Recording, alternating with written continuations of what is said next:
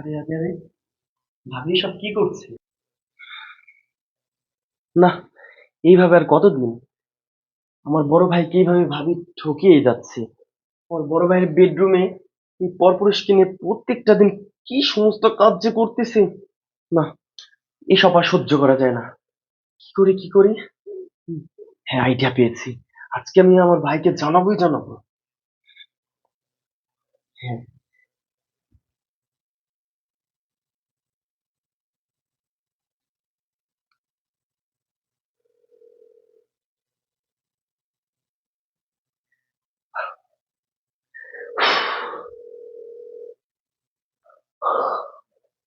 এই দাঁড়া, এদিকে আয়।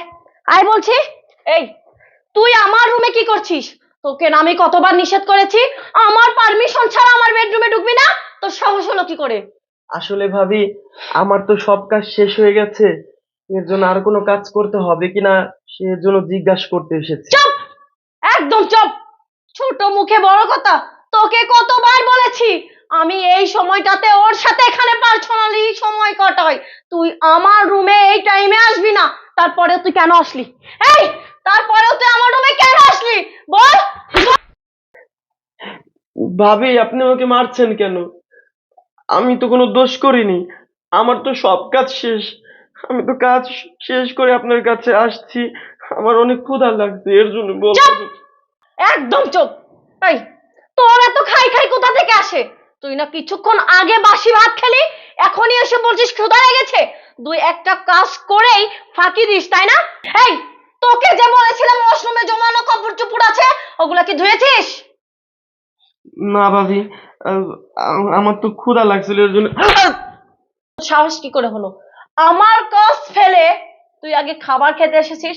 যা, আগে কাপড় চোপড় পরিষ্কার করবি, তারপরে খাবার। যা বলছে এখান থেকে। উফ, যত সব আপদ একটা, শুধু খাই খাই করে। সরি গো, একটু সময় নষ্ট হলো ওই আপদটার জন্য। আরে রাখো তোমার সরি। রোজ রোজ এসব নাটক দেখতে আমার আর ভালো লাগে না, বুঝছো?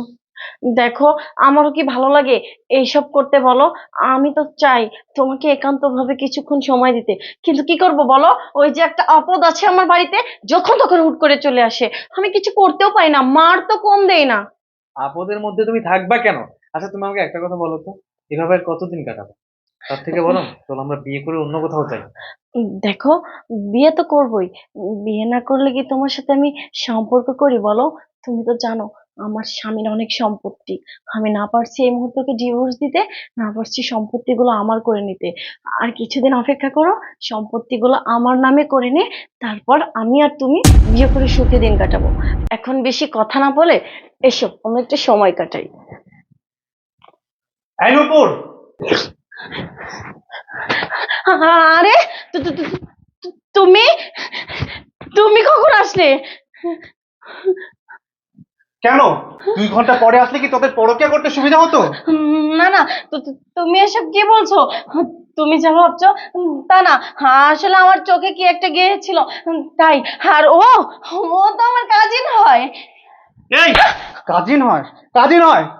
তুই কি আমাকে বোকা ভেবেছিস? আমি কি বোকা? তুই কি ভাবছিস আমি কিছুই জানতে পারবো না? তোর এই ফোন থেকে 40 মিনিট আগে আমার ফোনে কল এসেছিল। আমি তোদের এসব সব কীর্তি কাহিনী জানতে পেরে গেছি।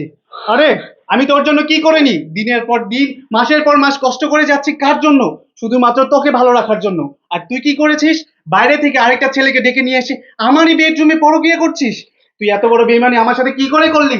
আরে, আমি তো আমার নিজের চোখে বিশ্বাস করতে পারছি না। ইচ্ছে করছে নিজের চোখ দুটোকে উপড়ে ফেলে দিই, কিন্তু তুই তো লোভী মেয়ে। আমি যদি আমার নিজের চোখ দুটো উপড়ে ফেলে দিই না, তারপরে আমি তোর মন জয় করতে পারবো না। আরে দেখ, তোর পরকীয়া প্রেমিক তোকে বিপদের মুখে ফেলে রেখে চলে গেল। তোকে তো একবারও সাহায্য করলো না, তোকে নিয়েও গেল না। তোর বোন তো শেষ পর্যন্ত তোর পাশে কে রইলো? আমি তো রইলাম। কিন্তু আমি আর তোর পাশে থাকবো না, কারণ এরপর থেকে তোর আর আমার মধ্যে কোনো সম্পর্কই থাকবে না। তোর সাথে আমি কোনো সম্পর্ক রাখবো না, তোর সাথে আমি এক ছাদের নিচে কোনোভাবেই থাকবো না। তোর জন্য আমি অনেক স্যাক্রিফাইস করেছি। আমি আমার নিজের ভাইকে নিজেরই বাসায় কাজের লোকের মতো রেখেছি শুধুমাত্র তোর কথা অনুযায়ী। আমি আমার নিজের বাবা মাকে গ্রামে রেখেছি যাতে তুই এখানে ভালো থাকিস। তুই বলেছিস তোর দামি ফ্ল্যাট লাগবে, আমি তোকে দামি ফ্ল্যাট দিয়েছি। তুই রাস্তাঘাটে পাবলিক বাসে চলতে পারিস না বলে তোকে আমি দামি গাড়ি দিয়েছি। আর তুই আমার জন্য কি করেছিস? তুই আমার জন্য কিছুই করিসনি। তুই আমাকে রেখে অন্য আরেকটা ছেলেকে বাসায় নিয়ে এসে দিনের পর দিন পোস্টি নষ্টি করে যাচ্ছিস। আরে বেইমান মেয়ে, তুই তোর অবস্থান কি করে ভুলে গেলি? তুই তো তোর সৎ মায়ের কাছে দিনের পর দিন বড় হয়েছিস, দুবেলা তো দুমুঠো খাবারও পাসনি। আমি সেখান থেকে তুলে নিয়ে এসে এখানে আমি তোকে ভালো একটা অবস্থান দিয়েছি, তোর অবস্থানে কত বড় পরিবর্তন করে দিয়েছি। আর তুই আমাকে এসেই ভুলে গেলি। আমি যে নিজের বাবা মাকে ভুলে গিয়েছিলাম, যে বাবা আমাকে দিনের পর দিন পরিশ্রম করে আমাকে এত বড় পুলিশ অফিসার বানিয়েছে, আমার মা 10 মাস 10 দিন গর্ভধারণ করে আমাকে এত বড় করেছে, তাদেরকে ভুলে গিয়ে আমি তোকে ভালোবেসেছিলাম। আর শেষ পর্যন্ত তুই অন্য আরেকটা ছেলের প্রলোভনায় আমাকে ভুলে গেলি। আরে ওর মধ্যে কি আছে যেটা আমার মধ্যে নেই? ভালোবাসার দিক থেকে তো তোকে আমি কোনো অংশেই কমতি রাখিনি।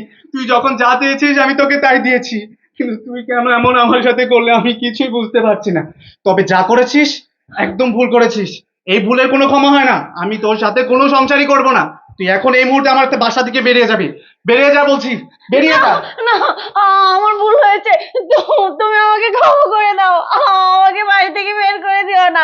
আমি যা করেছি ভুল করেছি। এই কালনাগিনি, ওঠ, ওঠ বলছি। তুই কি ভাবছিস চোখের সামনে এই ধরনের দৃশ্য দেখার পরে আমি তোর সাথে একসাথে সংসার করব? কখনো না। তুই এখনই এই মুহূর্তে আমার বাসা থেকে বেরিয়ে যাবি, আমি তোকে ডিভোর্স দিয়ে দেবো।